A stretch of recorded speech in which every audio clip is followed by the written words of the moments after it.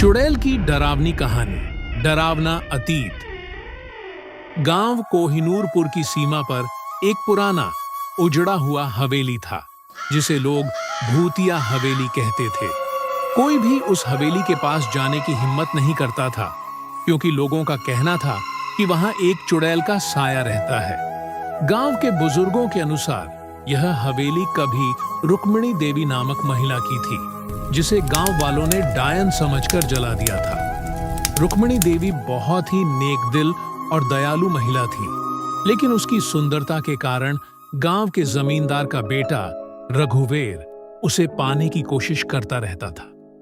जब रुक्मिणी ने उसका प्रस्ताव ठुकरा दिया, तो उसने गांव में अफवाह फैला दी कि रुक्मिणी एक डायन है और गांव के बच्चों को मारकर उनकी आत्मा कैद कर रही है। गुस्साए गांव वालों ने बिना कुछ सोचे समझे उसे जिंदा जला दिया। मरने से पहले उसने श्राप दिया कि उसकी आत्मा हमेशा बदला लेने के लिए इस हवेली में भटकती रहेगी।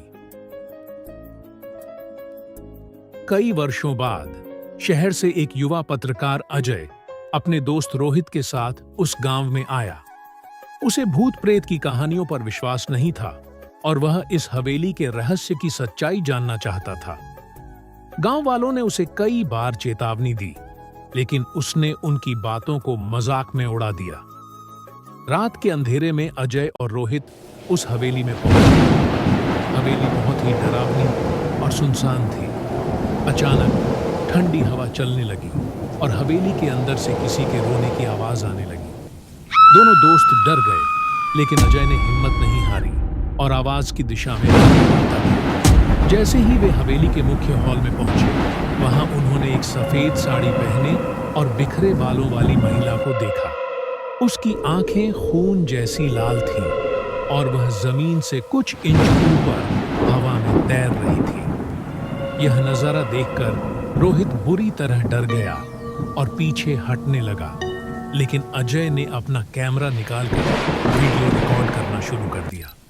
तभी चुड़ैल ने भयानक आवाज में कहा, तुम यहाँ क्या कर रहे हो? उसकी आवाज इतनी डरावनी थी कि रोहित की टांगें कांपने लगी। अजय ने हिम्मत जुटाकर पूछा, तुम कौन हो और यहाँ क्यों हो?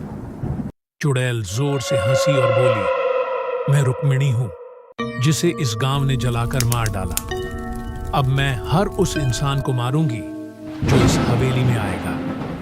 इतना कहते ही उसने तेजी से उड़ते हुए रोहित की गर्दन पकड़ ली। रोहित चीखने लगा, लेकिन अजय ने अपनी बुद्धि से काम लिया और अपने गले में पड़ा मंत्रों से सिद्ध ताबीज निकालकर चुड़ैल की तरफ उछाल दिया। ताबीज के प्रभाव से चुड़ैल जमीन पर गिर पड़ी और चिल्लाने लगी। अजय ने मौका देखकर अपने बैग से एक पवित्र ग्रंथ निकाला और उसमें लिखे मंत्रों को पढ़ने लगा। जैसे जैसे मंत्रों का प्रभाव बढ़ा, चुड़ैल का शरीर जलने लगा और उसकी आत्मा हवेली के अंदर ही कैद हो गई। रोहित बुरी तरह डर चुका था और तुरंत गांव भाग गया। अजय भी उसके पीछे पीछे दौड़ा। जब दोनों गांव पहुंचे, तो उन्होंने गांव वालों को पूरी घटना बताई। गांव के पुजारी ने बताया कि चुड़ैल को पूरी तरह मुक्त करने के लिए हवन और पूजा करनी होगी। अगले दिन गांव वालों ने पूरी विधि से पूजा की और उस आत्मा को शांति दी। इसके बाद हवेली हमेशा के लिए शांत हो गई और गांव के लोगों ने राहत की सांस ली। लेकिन कहते हैं कि अमावस्या की रात वहां से अब भी किसी के रोने की आवाज आती है। सीख: कभी भी बिना सत्य जाने किसी पर झूठे आरोप नहीं लगाने चाहिए, क्योंकि अन्याय का बदला समय जरूर लेता है।